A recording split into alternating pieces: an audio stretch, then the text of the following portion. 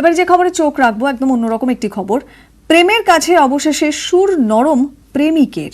প্রথমে প্রেমিকাকে বিয়ে করতে অস্বীকার করেন প্রেমিক, তারপর প্রেমিক বিনন্দ রানার বাড়ির সামনে ধর্নায় বসে যান ঝাড়গ্রামের গোপীবল্লভপুরের বেলদুয়ার গ্রামের মানসী রানা।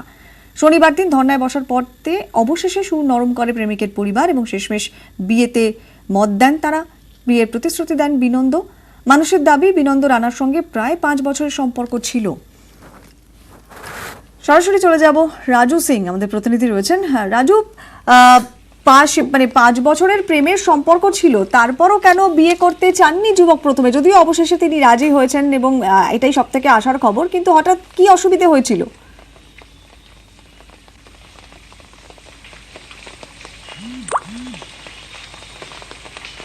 দেখো, প্রথমটাই বলে রাখি যে মনীষা রানার সাথে এই বিনন্দের সম্পর্ক ছিল প্রায় 5 বছর। সেই 5 বছরের গভীর সম্পর্ক হঠাৎ করে 6 মাস আগে ফাটল ধরে এবং বিনোদন এই মনীষার সাথে যোগাযোগ বিচ্ছিন্ন করে দেয়। এবং মনীষা যখন তার সাথে যোগাযোগ করা শুরু করে যে আমাকে তুমি দেখা করছো না কেন, বা আমাকে যে বিয়ের প্রতিশ্রুতি দিয়েছিলে তা কী হয়েছে এবং কতদূর এগিয়েছো, বাড়ির লোকের সাথে কতটা কথা বলেছো, সেই বিষয়ে জিজ্ঞাসা করতে বিনন্দ প্রতিবারই তার থেকে মুখ ফিরিয়ে নিচ্ছিল। শেষমেশ মনীষা এই বিনন্দের বাড়ির সামনে গিয়ে ধর্নায় বসে গত পরশুদিন থেকে, এবং পরশুদিন গোটা রাত্রি সেই ধর্নায় বসেছিল বিনন্দের বাড়ির সামনে। শেষমেশ যখন আমরা গতকাল খবরটা করতে যাই, তখনই প্রতিশ্রুতি দেওয়া হয় যে বিনন্দের সাথে তার বিয়ের রেজিস্ট্রিটা করা হবে আপাতত অনলাইনের মাধ্যমে। সেই আশ্বাস মেলার পরেই মনীষা সেখান থেকে উঠে, কিন্তু পরবর্তী ক্ষেত্রে যেটা মনীষা যখন জানতে চায় বিনন্দকে যে এতদিন ধরে তাকে কেন ঘোরানো হচ্ছিল, তাকে বলা হয় যে তার দাদার বিয়ে না হওয়া পর্যন্ত সে বিয়ে করতে পারবে না। সেক্ষেত্রে মনীষার বক্তব্য ছিল, যদি দাদার বিয়ে হবার পরেই আমাদের বিয়ে হবে, তাহলে তোমার পরিবারের সাথে আমাকে কথা বলাওনি কেন, বা পরিবারকে এই বিষয়ে জানাওনি কেন? আচ্ছা, সে কথা কোনো সদুত্তর মিলেনি। মনীষা প্রতিশ্রুতি পাওয়ার পরে মনীষা বাড়ি গেছে। আজ তাদের অনলাইনের মাধ্যমে তাদের বিয়ের রেজিস্ট্রি হবে এবং তাতেই খুশি মনীষা এবং মনীষার পরিবার। বোঝাই যাচ্ছে অবশেষে একটা ভালো আউটকাম এসছে, এটাই সব থেকে ভালো কথা যে তিনি বিয়েতে রাজি হয়েছেন এবং তাদের অনলাইন রেজিস্ট্রেশনের কথা সামনে এসছে, এটাই সব থেকে আশার খবর। যদিও সেই প্রেমিকা, সে কি বলছে ঝাড়গ্রামের বাসিন্দা, একবার শুনুন। পর্যন্ত হলো যে ওদের বাড়িতে গেছিলাম যখন আমি, মানে 5 বছরের ওর আমার মধ্যে 5 বছরের রিলেশনশিপ ছিল। তারপর ওদের বাড়ি গেলাম যখন, ও প্রথমে রাজি হয়েছিল যে বিয়ে করব, কিন্তু রেজিস্ট্রি করতে অস্বীকার হয়েছিল। বলছিল যে ও দাদার বিয়ে হয়ে গেলে বিয়ে করবে।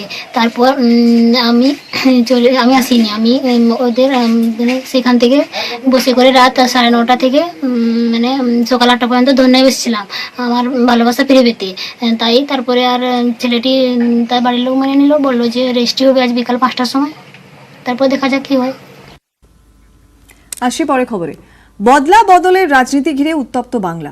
কাপুরুষরাই ক্ষমার কথা বলে মন্তব্য করেছেন দিলীপ ঘোষ।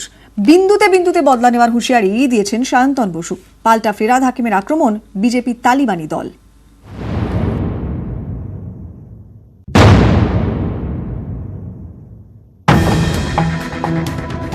যারা কাপুরুষ তারা ক্ষমার কথা বলে, এরা সন্ত্রাসবাদীর দল। ফের রাজ্য রাজনীতির সরগরম রাজনৈতিক সন্ত্রাস ইস্যুতে সম্মুখ সমরে রাজ্য রাজনীতির যুযুধান দুই পক্ষ, বিজেপি ও তৃণমূল। পশ্চিম মেদিনীপুরের দাঁতনে দুদলের সংঘর্ষ ও এক বিজেপি কর্মীর মৃত্যু ঘিরে যার সূত্রপাত। ঘটনার জেরে গত বৃহস্পতিবারই বদলা বদলের টুইট করেন দিলীপ ঘোষ। থানা জ্বালানোর হুমকি দেন সায়ন্তন বসু। পুলিশকে মারবেন না, কিন্তু আমাদের যদি আরেকজন কর্মীর গায়ে হাত পড়েছে দাঁতন থানা জ্বালিয়ে দেব। পাল্টা হুমকি তৃণমূল নেতা অনুব্রত মণ্ডলের। বদলা চাই, বদলা চাই। তো চামড়াটা কত বড় মোটা আমি জানি না, বা কত পাতলাও আমি জানি না, নিজের জায়গাটা ঠিক রাখো। রবিবারও দমতে নারাজ বিজেপি রাজ্য সভাপতি, বরং এক কদম এগোলেন। হিংসার প্রতিরোধ যদি কেউ ভাবে যে মন্ত্র জপ করলে হয়ে যাবে, লোকে তাকে কাপুরুষ ভাববে, তাকে নির্বোধ ভাববে। তারা ভগবান শ্রীকৃষ্ণ ভুল করেছেন যুদ্ধ করে। তো যারা কাপুরুষ তারা ক্ষমার কথা বলে, যারা বলে হিংসা করবো না, হিংসা ছাড়া পৃথিবীতে কোনোদিন সমাধান হয়নি। সেজন্য যে ভাষা বোঝে সেই ভাষায় কথা বলাটাই পৃথিবীর দস্তুর। যে পারে না সে নিশ্চিহ্ন হয়ে যায়। রবিবার সায়ন্তন বসুর কথাতেও বদলার হুঁশিয়ারি। মুখ্যমন্ত্রী বলেছিলেন ইঞ্চিতে ইঞ্চিতে বদলা নেব, আমি বলছি বিন্দুতে বিন্দুতে বদলা নেব। ফের থানা জ্বালানোর পক্ষে সওয়াল। থানা জ্বালাবেন না, তো কী করবেন? থানাগুলো তো তৃণমূলের পার্টি অফিসে পরিণত হয়েছে। দুষ্কৃতীদের নিয়ে আশ্রয় দিচ্ছে পুলিশ।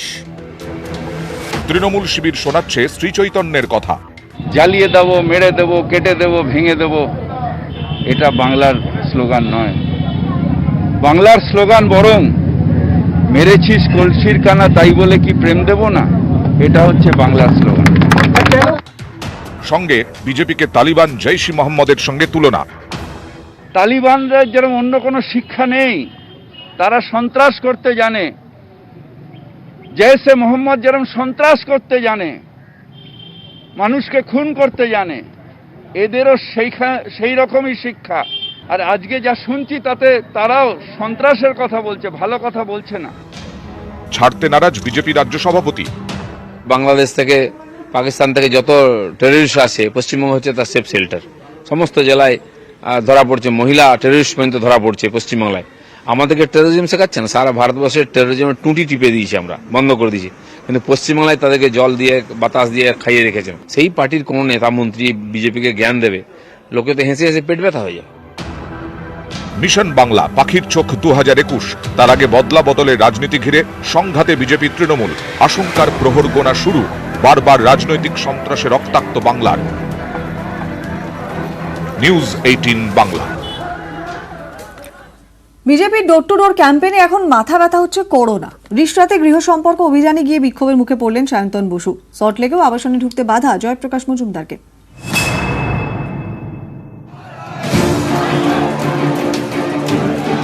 রিশরায় সায়ন্তন বসু, বিধাননগরে জয়প্রকাশ মজুমদার। গৃহ সম্পর্ক অভিযানে গিয়ে বিক্ষোভের মুখে পড়ার অভিযোগ বিজেপি নেতাদের। রিশরার 17 নম্বর ওয়ার্ডে ঢুকতেই বাধার মুখে পড়েন বিজেপির সাধারণ সম্পাদক সায়ন্তন বসু। অভিযোগ, সামাজিক দূরত্ব না মেনে প্রচারে নামায় বাধা। সায়ন্তন অবশ্য গন্ডগোলের দায় চাপিয়েছেন তৃণমূলের ওপরেই। যাদের যা সংস্কৃতি, যাদের যা রুচি, ওরা যদি মনে করে যে সায়ন্তন বসুকে গালাগালি করে, সায়ন্তন বসু গো ব্যাক বলে ওরা ভোটে জিতবে, ওরা করুক, তাদের চেষ্টা তারা করুক। আর আমরা মনে করি জনগণের পাশে থেকে কার্যকর্তাদের সাথে দাঁড়িয়ে আমরা নির্বাচন জিতব। পাল্টা কটাক্ষ তৃণমূল সাংসদ কল্যাণ বন্দ্যোপাধ্যায়ের। সায়ন্তন বসু হচ্ছে একটা ডিস্টার্বিং এলিমেন্ট ইন পলিটিক্স। ও যেখানে যায় সেখানে ঝামেলা করার জন্য যায়, ও কোনো ভালো কাজে করার জন্য যায় না। ওর উদ্দেশ্যটা হচ্ছে ঝামেলা করব। উনি দেখতেও যেমন, কাজেও তেমন। শনিবার দাঁতনে উস্কানিমূলক মন্তব্য, করোনা সতর্কতা ভেঙে জমায়েতের অভিযোগে পশ্চিম মেদিনীপুরের কোতোয়ালি থানায় সায়ন্তন বসু, বিজেপি সাংসদ জ্যোতির্ময় মাহাতো সহ প্রায় 80 জনের বিরুদ্ধে অভিযোগ দায়ের করেছে তৃণমূল।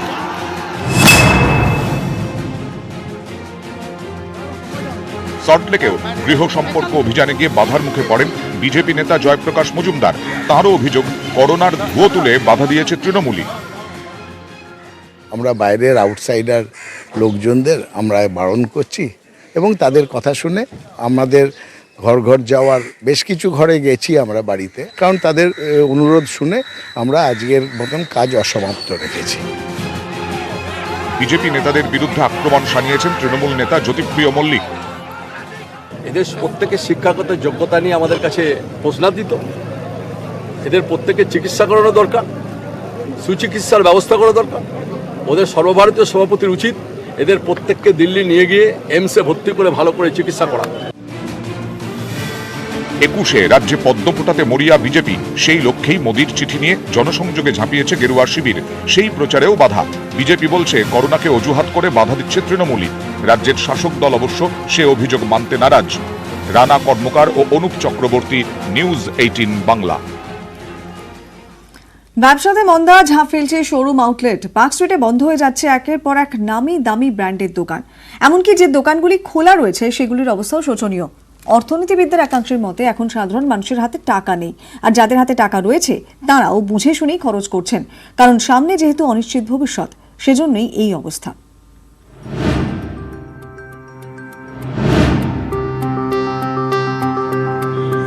লকডাউনে থমকে থাকা অর্থনীতিকে চাঙ্গা করতে শুরু হয়েছে আনলক, কিন্তু ব্যবসায় মন্দা কাটছে না।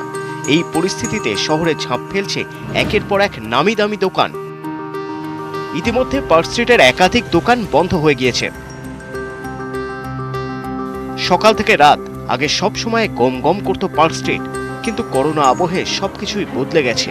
বিকেল 5টার পর প্রায় ফাঁকা পার্ক স্ট্রিট, ফলে বিক্রি বাটাও নেই। তাই লোকসানের জেরে বন্ধ হয়ে যাচ্ছে দোকান। সে নামী সংস্থার ব্যাগের দোকানই হোক বা ফ্যাশন আউটলেট কিংবা গাড়ির শোরুম, সর্বত্রই এক ছবি। এমনকি যে কটি দোকান খোলা রয়েছে সেগুলির অবস্থাও শোচনীয়। লাভ করা তো দূরের কথা, রোজকার দোকান চালানোর খরচ পর্যন্ত উঠছে না। কাস্টমাররা নেই, মেন হচ্ছে কাস্টমারদের এখনও অত ভয় রয়েছে যে ওরা বেরোতে চাইছে না এখনো, সেই জন্য এখন সেলগুলো অনেক ডাউন। আমার যে মনে হচ্ছে এটা বন্ধ হচ্ছে কেন, একটা তো ভাড়া রেন্ট খুব বড় বার্ডেন আছেই, তারপরে গভর্নমেন্টের ট্যাক্সেশন বার্ডেন আছে, তারপরে এমপ্লয়ি স্যালারি আছে, ওনাকে দিতে হবে কাজ করলে। অর্থনীতিবিদদের একাংশের মতে এখন সাধারণ মানুষের হাতে টাকা নেই, আর যাদের হাতে টাকা রয়েছে তারাও বুঝে শুনে খরচ করছেন, কারণ সামনে যেহেতু অনিশ্চিত ভবিষ্যৎ। সেজন্যই এখন নামি দামি ব্র্যান্ডের দোকানগুলির এই অবস্থা। ক্রেতারা ওরকম ভাবে নেই, বা এলেও হয়তো ওরা যেরকম ভাবে পারচেজ করতো হয়তো ওরকম ভাবে পারচেজ হচ্ছে না। একটা চাপের মধ্যে আছেন। এটা বাজে ইকোনমিক সিচুয়েশনের মধ্যে দিয়ে যে স্ট্যান্ডএলোন দোকানগুলো যাচ্ছে, এটা নিয়ে কোনো সন্দেহ নেই। নির্দেশিকা মেনে আনলক ফেজ 1-এ পার্ক স্ট্রিটের সমস্ত দোকানই ঝাঁপ খুলেছিল, কিন্তু সেল সেই অর্থে নেই বলে আবারও বন্ধ হয়ে যাচ্ছে বেশ কিছু বড় দোকান। ক্যামেরা বিপুল ঘোষের সঙ্গে শালিনী দত্ত, নিউজ 18 বাংলা। চীনের জিনিস বয়কটের দাবি উঠছে, তাতে আশার আলো দেখছে হুগলির মিউজিক্যাল স্ট্রিং রিসার্চ ব্যুরো। চীনে তৈরি স্ট্রিং এর উপরে ব্যুরো অফ ইন্ডিয়ান স্ট্যান্ডার্ড চালুর দাবিতে চিঠি দিয়েছে তারা। পূর্ব লাদাখে ভারত চীন সীমান্তে সেনা সংঘাত, দেশ জুড়ে এখন চীনা সামগ্রী বর্জনের রব। সেই গর্জনে সুর মেলালো বাংলার হুগলিও। গত 75 বছর বৈদ্যবাটিতে বিভিন্ন তার বাদ্যের জন্য স্ট্রিং তৈরি করছে মিউজিক্যাল স্ট্রিং রিসার্চ ব্যুরো।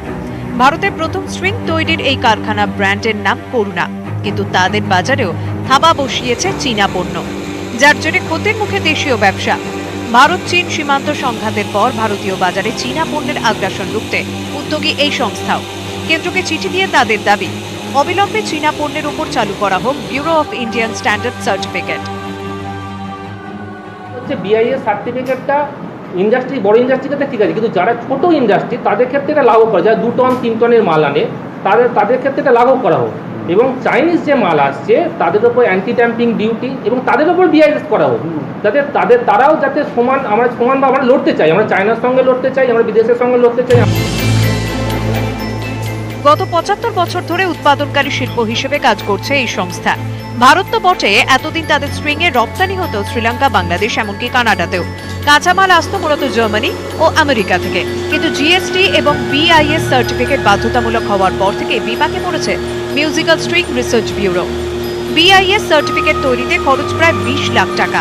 এই সার্টিফিকেট তৈরি হলেও যে ব্যবসা ঘুরে দাঁড়াবে তাও নয়, কারণ বিআইএস সার্টিফিকেট দেখিয়ে বিদেশ থেকে কাঁচামাল আনতে গেলে প্রায় দ্বিগুণ খরচ দিতে হবে সংস্থাকে। এই সুযোগে বাদ্যযন্ত্রের তার তৈরির বাজারও দখল করছে চীন, ফলে দেশের বাজারেই গুরুত্ব হারিয়েছে দেশীয় পণ্য। চাইনিজ প্রোডাক্ট বা বিদেশি প্রোডাক্ট যেগুলো ভারতবর্ষে পাওয়া যায় না সেইগুলো ইম্পোর্ট করা, যেগুলো ভারতবর্ষে পাওয়া যায়, যার উপর ভারতবর্ষের জীবিকা নির্ভর করছে, সেগুলো যদি ভারতবর্ষ থেকে নন স্কেল ইন্ডাস্ট্রিকে সাপোর্ট করা হয়। প্রাইম মিনিস্টারের কাছে রিকোয়েস্ট করেছি, নীতিন গডকারির কাছে আমরা রিকোয়েস্ট করেছি, আমরা পীযূষ গোয়েলের কাছে রিকোয়েস্ট করেছি। হুগলির বৈদ্যবাটিতে প্রায় 20টি কারখানা আছে যারা বর্তমানে বাদ্যযন্ত্রের তার তৈরির সঙ্গে যুক্ত। একে চীনের বাজার দখল, তার উপর করোনার জের, এই দুইয়ের জাঁতাকলে এখন প্রায় কয়েক হাজার শ্রমিক। তাদের দাবি, চীনা পণ্যের উপর বিআইএস সার্টিফিকেট লাগু হলেও ভবিষ্যতে টিকে থাকতে পারবে করুণার মতো লোকাল ব্র্যান্ড। হুগলি থেকে সৈকত বিশ্বাস, নিউজ 18 বাংলা। ঘূর্ণিঝড় আমফানের তাণ্ডবের পরে কেটে গিয়েছে 1 মাস। সুন্দরবনের একাধিক ফেরিঘাটের এখনো বেহাল দশা। ঝুঁকি নিয়েই নদী পারাপার করছেন স্থানীয় মানুষ।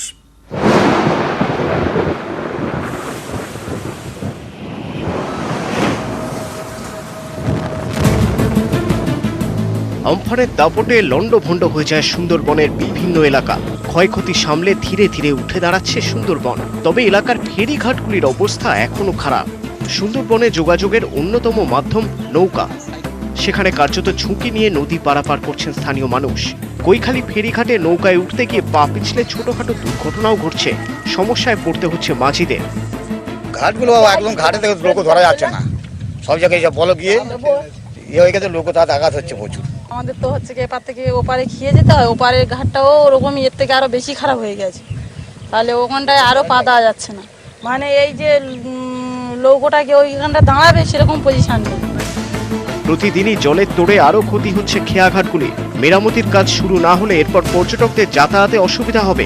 স্থানীয়রা মনে করছেন খেয়াঘাটগুলি আগের অবস্থায় ফিরে না এলে ছন্দে ফিরবে না সুন্দরবন। নিউজ 18 বাংলা।